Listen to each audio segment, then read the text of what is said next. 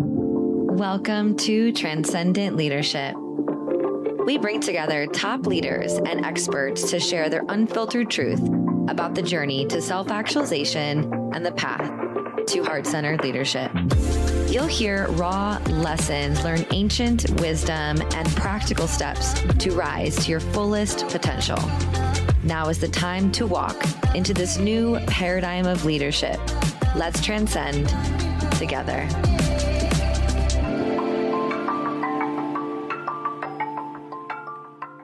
Hello, and welcome back to another episode of Transcendent Leadership.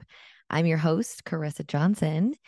And if you're watching the video on YouTube, I am recording in a little nook in my beautiful home in Boulder, Colorado. There are so many little nooks in this house. It is absolutely unreal. I have one downstairs. There's one in the den that we have, one in my room, just like these cozy little pockets where I can feel really held because I'm like in the wall and there's this beautiful sunshine that's beaming in. And I'm just really enjoying finding my flow with where to record at home. And this is one of the spots I haven't recorded yet.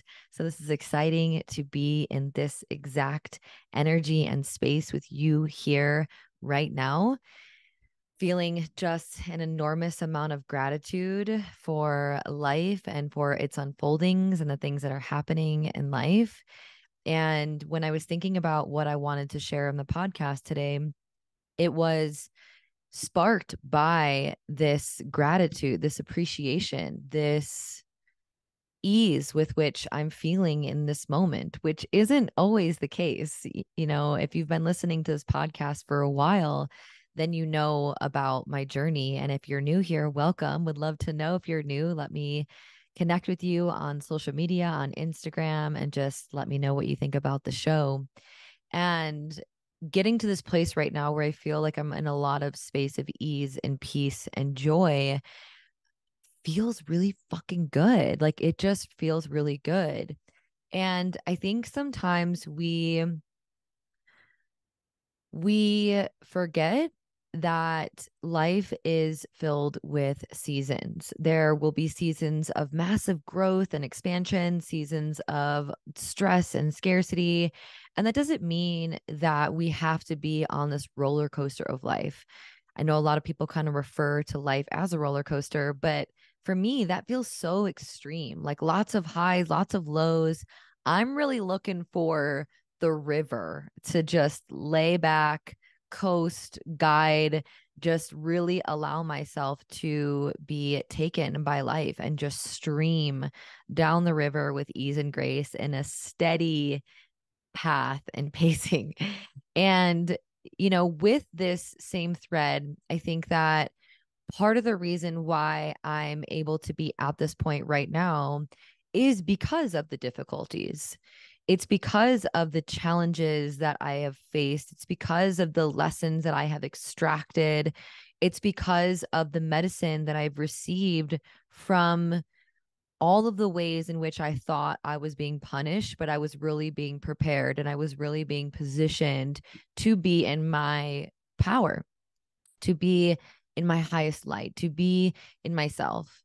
And one of the ways that I think that I have learned the most is related to scarcity.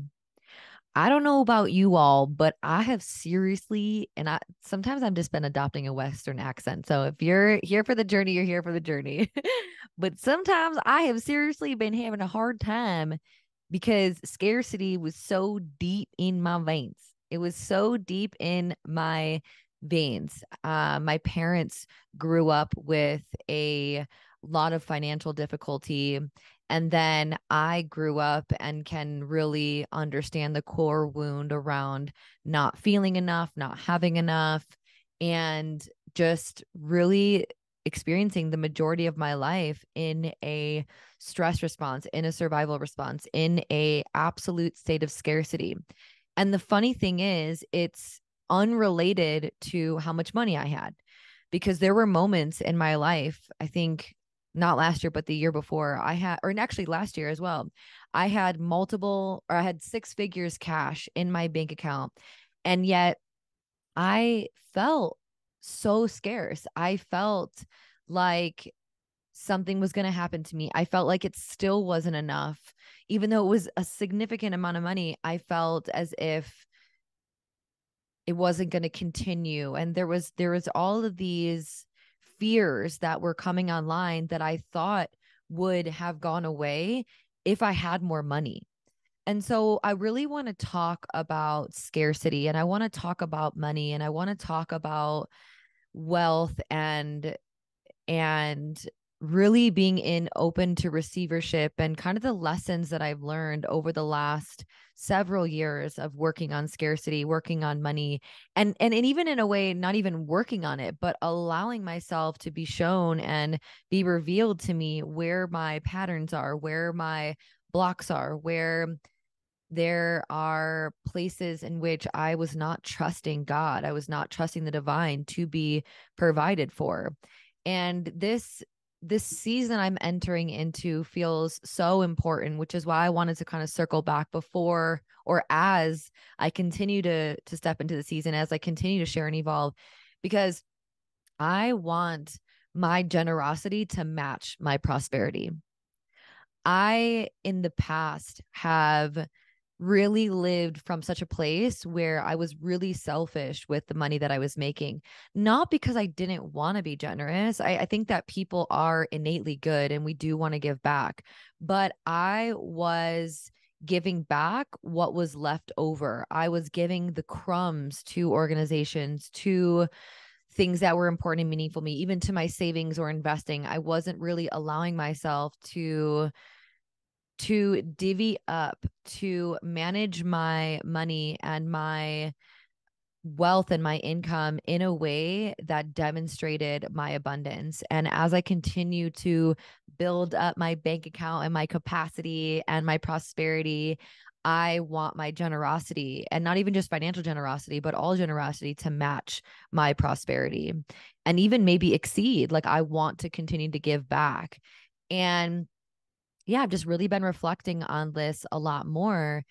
And it kind of sparked from knowing that I'm stepping into that season and kind of how I want to continue to to integrate it and to be with it. And before we even dive in, which I'm going to list off 5 lessons that I've learned about scarcity, I want to really call in and invite in this moment the acceptance that or the truth rather, that we will oftentimes want to get rid of something within us.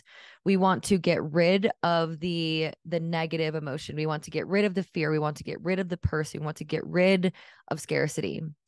And in a session that I had with a client the other day, we were doing some really deep somatic work, some tracking of her system, really allowing her body to show us where it was holding trauma. And there was this moment where she had this dark mass kind of hovering over her heart. And we were connecting with it. And we were talking about potentially cutting the cord. And I had received the message that we weren't actually meant to cut the cord. We were meant to connect with it and welcome it and bring it in. And she also had that intuitive hit as well, where she shared with me during our session, I want to welcome this piece into me. I don't want to cut this cord. I want to show this dark mass that I love it, that for whatever reason it was here for, I want to acknowledge it. I want to embrace it and bring it into me. And we see this a lot with people who are doing entity work or attachments, or when they have some sort of energy that's, in my shamanic path, we call it an interference frequency. There's a lot of healers who talk about getting rid of it, getting it out. But we have to remember that we were a vibrational match for this thing. At some point, we were in resonance with it. This is also true for relationships. We are often in resonance with people, even if they have narcissistic tendencies, even if they're compulsive liars or addicts. We are in resonance with that person. So it's almost like a person who's obese or overweight, going to get a triple bypass surgery and then not really addressing the core fundamentals of what caused the obesity in the first place, which, isn't even eating. It's underneath the eating. What's the issue? And it's self-love, it's acceptance, it's trauma. So we're going layers deep here where we're recognizing that it's not about getting rid of something. It's not about getting rid of scarcity. It's about understanding what it is and has provided for you, why there's a resonance there, and how you can extract the lesson so that you don't create situations again. When I work with clients and they ask me about money stuff, it's never related to money. It's usually related to self-love. It's related to receiving. It's related to trauma and imprints, etc. It's not really related fundamentally to the concept of money. Money is just the manifestation of the energetics of where we feel worthy or unworthy, where we love or where we don't love, where we're abundant or where we're scarce. It is simply the byproduct of these things. And so as we're talking about these concepts, really tune into the piece that I'm talking about here, where if we continue to try to exile these parts of us or these experiences, we're not really able to experience and receive and take away the lesson and the medicine that is there for us in these experiences. It reminds me, and I'm getting a vision and hearing this song about Ariana Grande, where she's saying thank you next to her partners. So instead of saying get out of my life, she's saying thank you for the lessons. Now I'm on to the next thing. So that is some of the conceptual pieces I really want to bring into this space and call in, that scarcity is not something to just get rid of. It's something to understand. It's something to acknowledge. It's something to see in many ways how it has served you. I didn't personally realize that scarcity was in a cup, and like I've had many different awarenesses around why scarcity was an issue for me. One of which was that I was wanting to feel the stimulation and the stress from being in a survival state.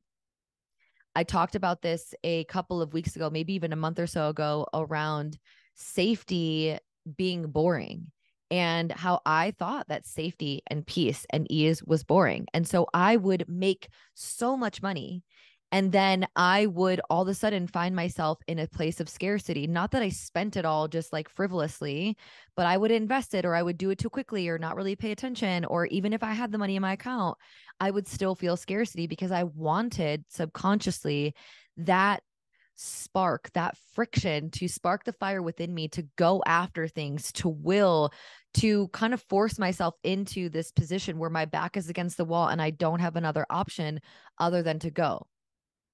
And I know many of you are probably resonating with this right now, thinking, oh my God, I've never thought about it like that. And it wasn't until earlier this year that I actually had that awareness. And so there's many aspects and reasons for scarcity. What it teaches us, it showed me that I love adventure. It showed me that I still want that stimulation, but that there's also a better and another way, if not more, multiple ways to play with money, to receive money, to get excited, to show up my business, because now I have this awareness.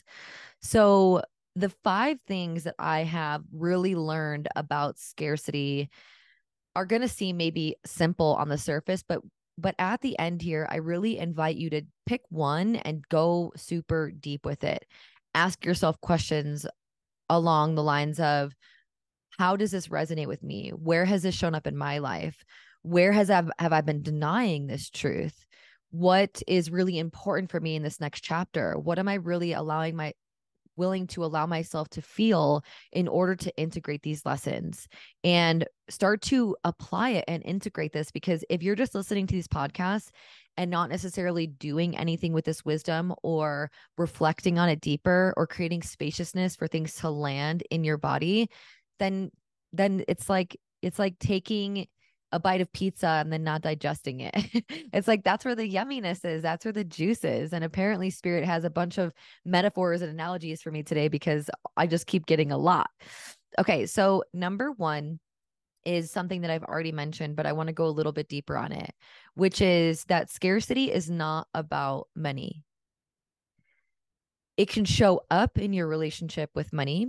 It can show up in your relationship with how you hold money and receive money, but it is not primarily about money. Scarcity has taught me that I was believing that I am not enough, that I will never have enough, and no one else will also be enough for me.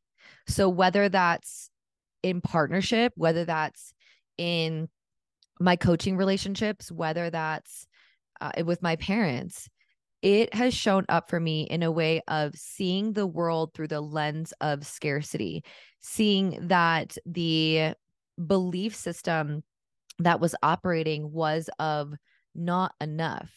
So it was showing up in my relationship with money that I don't have enough. And then when I had a lot, it still wasn't even enough at that time. And how once I was able to really ask myself these questions, like what I've shared, what, how is this pattern, how is this belief system playing out in other areas of my life? Where did this belief system stem from? Where's the actual root? Because on the surface, you see in a garden the weed. But if you just clip the weed, it's still there. It still grows. You have to go to the root and really pull it up.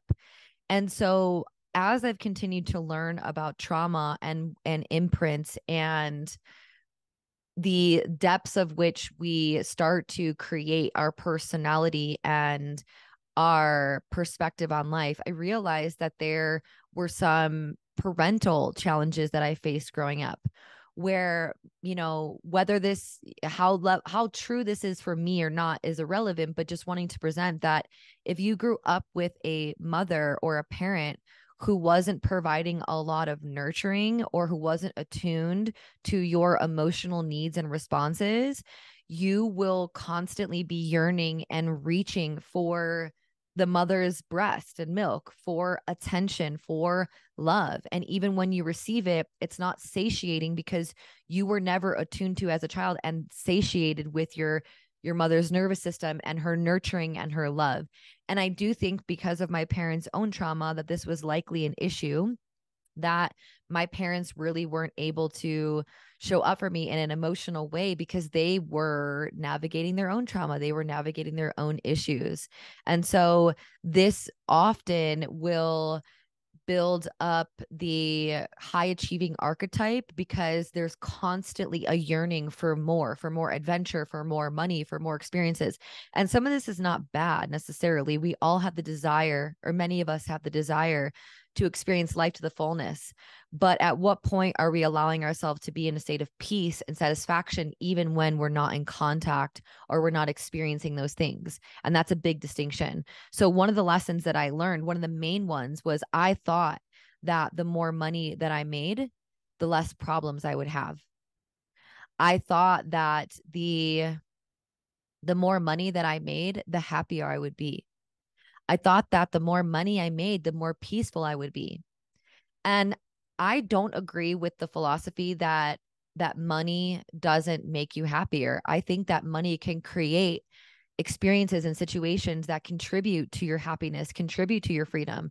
But I don't think it's the source, and I don't think it's the end all be all. I don't live in this world of extremism where it's either it makes you happy or it doesn't. I think it can totally make you happier.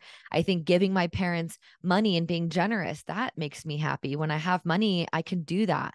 When I have money, I can have more time and do the things that I love. I can travel. I can do all these things. So there is an element that money can create happiness, but it is not the only source of happiness. And when you can see the truth in that, then you can start digging deeper into what your relationship with money is and what it will continue to be like. Number two is for what I learned about scarcity, and this is along the same thread, is that success is always an inside job. I used to believe that I was successful once I reached a certain milestone in my business. So multiple six figures, $1 million, X amount of followers, X amount of people on my email list. I thought that success for me was something external. I was on a magazine, I was a speaker at this event. And while I think that in some ways I had created success and those were byproducts of it, it was never an external thing that actually made me feel successful.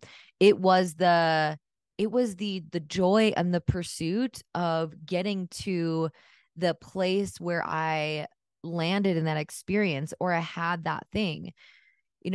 Last year I was in a really well-known magazine. I had a couple of page spread, and I thought that once I had that I was going to be like, that was it. I was successful then. But looking back on my life, there were so many things that are not stereotypically successful that now that I've changed my perspective on success, I was able to see that I was successful in the moments when I was navigating depression and I got out of bed. I was successful when I got off of antidepressant medication, even despite doctors telling me I shouldn't. I was successful when I moved out to California to go after my dreams of being a transformational leader, a podcast host, and a woman who's here to help contribute a positive energy and consciousness to the world. Those are moments of success. And I am a success because I claim that I am, because I know that I am. And why my definition of success was so warped is because it was so tied to money. I thought that the magazine or the six figures or the $1 million, that was going to mean I was successful. And then I started reaching those places, and then it still, again, was not enough. And recently I was asked on a podcast what my definition of success is. And I was able to say in that moment, for me, it is peace. When I am peaceful, my life is magical. And when my life is magical, I am experiencing everything as a miracle. And when I'm in a miraculous place, I attract everything that I could ever desire with so much ease and grace. And when I was living in a world where money equaled success, there was never an amount that gave me any satisfaction that I was enough, that I was going to be enough. And I outsourced so much of my power to how much money I had. And it was in some of the deepest, darkest moments of my life when I really didn't have much money coming in. And some months, not at all, because I took a break from working and got away with all of my courses and programs and content, etc., that I was just going through a sabbatical, going through a dark night of the soul. And God was telling me specifically that during this time, you're going to see who you really are. Who you really are without the penthouse, without the multiple 5-figure cash months, without the sold out things. You're going to see who you really are. And I did, because I saw that I really put so much of my identity in how much money I was making. And when I wasn't making a lot of any at all, I looked at myself as a loser. It almost looked like I had, for moments, not the entire time, but for moments, I wiped out everything that I had done up until that point. It was almost like everything was null and void. The fact that I had gotten a master's degree, that I had put myself through school, that I had started a multiple 6-figure cash business in 18 months, that I had done and created and felt and experienced all of these things. It almost was null and void because I didn't have money in my bank account that I wanted. And that was a rude awakening, that I attached my identity with what I did and how much money I had in my bank account versus who I am at the core. And this is a thing that I see with people that I work with clients, with friends. When there's a shift in business, when there's a transition, when there's an identity reformation, there becomes a complete dismantling of all the ways in which you've outsourced your power, especially to money. We see this a lot with celebrities. They have a fall from their pedestal, and it seems like the people just get canceled.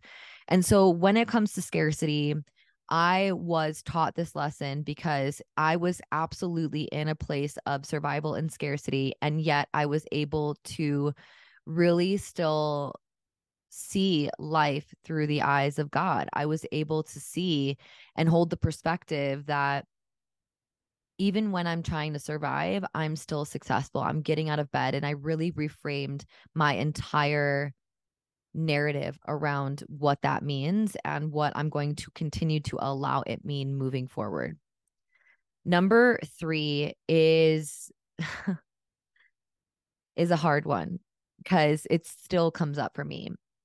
When I was in the deepest and darkest places of scarcity, I went into a place immediately of trying to push. And we're taught this. We're taught that when you're not succeeding, go harder, make more calls. It reminds me of Wolf of Wall Street was like, pick up the phone and start dialing. And I had that inner voice that even though my soul and God was telling me to take a break, to pull back, to not work, I kept hearing that voice that was like, pick up the phone and start dialing, start sending emails, pushing harder, and being more like hypercritical. And it was in the moments that I was in scarcity that voice that came online that I chose to listen to a different voice. Because truthfully, there is a queen and there's a queen in like, I don't want to say a demon, but there's like a queen and there's a fearful child in all of us, or there's a king and a wounded little boy in all of us. And whomever you speak to is who is going to respond to you. And in those moments, I needed to speak to the queen. I needed to acknowledge that even when I was feeling wounded, I was feeling broken, I was feeling broke financially, I still had to remember that there was a queen and is a queen inside of me, regardless. And so instead of being hyper focused and ridiculing and judgmental, I decided to and heard the guidance from my soul and from God to be gentler. That was when I needed love the most. That was when I needed care the most. That is when I needed more patience, not more judgment, more pushing, more forcing, but listening and pacing and support. So I really learned that I am lovable even when I feel the most unlovable, that I am worthy even when I feel the most unworthy. And in those moments when I feel it is actually when I need it the most. Is actually when I need it the most. And there is a movie called The Peaceful Warrior that talks about this, where I won't ruin the movie for you. It's a really, really good movie.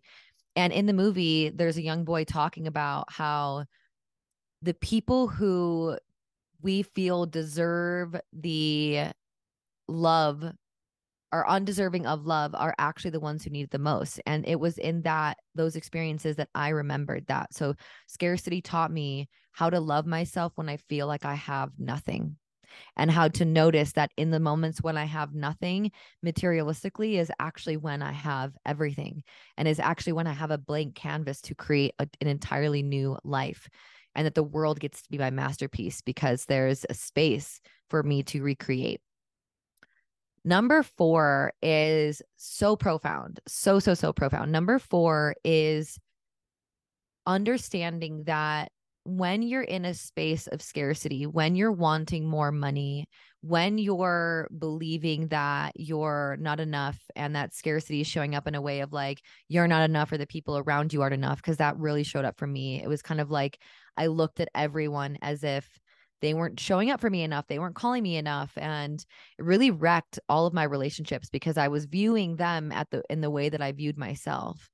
And so number 4 is remembering that what you're really after is peace. Money affords you the ability to have options, to have choices, to have freedom. And so if you really root into the emotion and the feeling and sensation and the experience that is underneath that, it is absolutely peace. Peace for me has become the new productivity.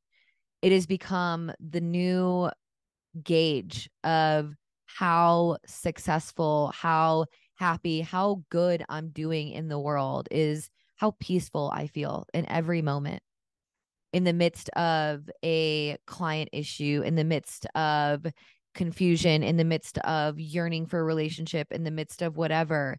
If I can get myself to a place of peace and not pretending and not forcing, but really access that state of consciousness, like the ultimate unattachment, non-attachment, not even yearning for anything, just complete and utter acceptance for where I am at. Number one, that is ultimately what money provides. And that is what we want when we have when we're in scarcity, is we want to be in a space of peace. But ultimately, if we can access that, even when we're experiencing scarcity, that truly becomes how we get ourselves out of scarcity. It's kind of like this: when this, then that. When I receive money, I will then allow myself to be happy. When I get the relationship, I will allow myself to feel lovable. But the opposite is true. That's why it's like a syndrome: when this, then that syndrome. When you allow yourself to feel lovable, you call in love. When you give love, you call in love. When you allow yourself to access peace, you become more magnetic. It is the converse that is true. When we allow ourselves to feel the feelings and tap into, and actually in many ways generate these emotions and create new neural pathways, then we create a different human experience and a different human circumstance, and attract things that are in resonance with that energy, that vibration. That's science. That's not just woo-woo spirituality. That is actual science. That is the laws of resonance. That I'm resonating at peace, so I attract more peace. I'm resonating in love, so I attract more love. I'm resonating in abundance, and I'm creating and I'm attracting more abundance. So what you're after underneath wanting to receive more money is usually peace. And that can show up in like, oh, I take more vacations, or I offer my family support and provide for them, etc. But it's really underneath that is a state of peace. And for some people, that can be boring, which is why they have such a hard time creating peace in their life, because they're like, it's so unfamiliar that it's uncomfortable. And it's uncomfortable. And then they get scared and they don't know what it is or what to do with it. I remember when I first started feeling peaceful in my life and my calendar was really open, I was like, what do I fill it with? What do I fill this with? And God was like, nothing. Let me fill it. And that was a really big moment, and still is. And I hope that lands with you. I'm going to repeat that. When I started to fill my life with, when I started to unload the things that were in my life, when I started to get rid of the things that weren't in alignment and say no to things that, like, holy and sacred no, and there was so much space in my life, instead of asking God what to fill it with, I just allowed God to fill it in my life. And I have had miracles and opportunities come in from not forcing, but from allowing. And number 5 is something that is radically transformative, which is a lot of what I do in the work that I do with my clients. And I think a lot of the world is waking up to right now, is coming into the full awareness that your prosperity is directly related to your emotional and nervous system capacity.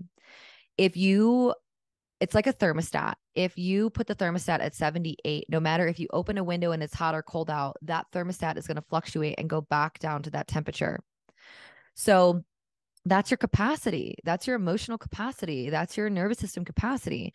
So for me, when I was having these moments of these incredibly ridiculous high financial months, and definitely feeling that in this moment now as well, that I was experiencing that, I was not in a place to hold it. And so that's where the generative energy of stress and scarcity was still there and present, because I didn't have the capacity to hold that level of power, hold that level of wealth. I didn't feel safe with it.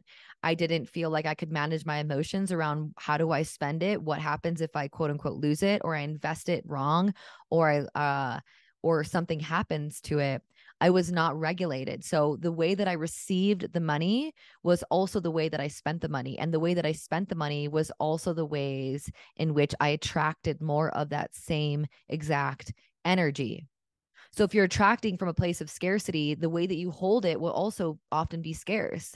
It's why we need to change our internal landscape, and why success is an inside job, because your inner world, your inner landscape is creating your outer world. It's not the when my environment changes, then my internal reality changes. It is the opposite, right? So your prosperity, which is beyond wealth, it is your wellness, it is your relationships, it is your wealth, it is your recreation, it is all of the like well-rounded coaching wheel that we know that creates a balanced and smooth ride on our vehicle of life. That is what we are moving towards. That it's not just about having more money, because there's a lot of rich people who are spiritually broke, who are miserable. Some of the most successful people that I've met are people who are often really miserable and lonely. And I'm here to help create a different paradigm and a different consciousness and narrative, which is why I had to go through it. I had to literally, in some ways, put myself in a situation where I felt like I was losing everything to realize that I already had everything, to then recreate a life that was very different, knowing that it's all enough. I'm enough, that I can be at peace, that I can create more slowly and more peacefully and build things sustainably. That was a huge, huge, huge awakening moment for me.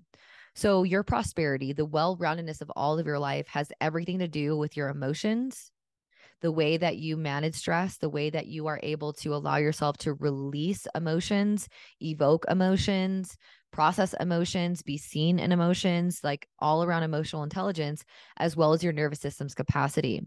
And this sometimes becomes frustrating for people because it's not an overnight success. I've been doing nervous system regulation work, emotional intelligence work for many years. And even now, I'm still like, there's a greater capacity here. There's more I get to hold and can hold, but it takes time to build. It is just like a muscle, and it's not an overnight success.